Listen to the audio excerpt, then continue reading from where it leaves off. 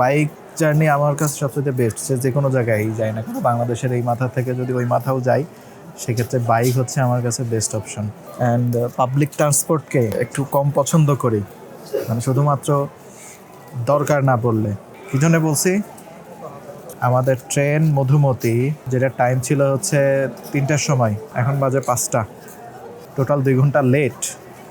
But এখনও still now train এসে পৌঁছায়নি। আমি হচ্ছে বিআর এক্সপ্লোরার দিয়ে এটা চেক করলাম,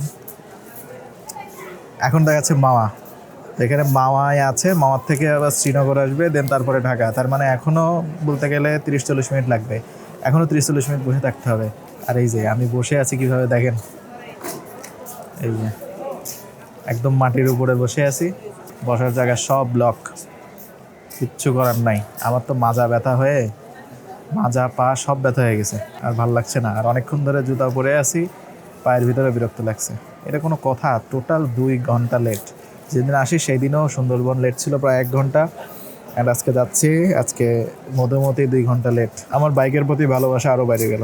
পাবলিক ট্রান্সপোর্ট আমি হেড করতে শুরু করছি। বাস তো এমনিতেই ভালো লাগে না, বাসে উঠলে আমার বমি হয়। প্রত্যেকটা মানুষ অস্বস্তিতে আছে, প্রত্যেকটা মানুষ, কিচ্ছু করার নাই। রিয়েলিটি মানে নিতে হবে। তুমি রিয়েলিটি মাইনে নাও তৌফিক, তুমি রিয়েলিটি মাইনে নাও।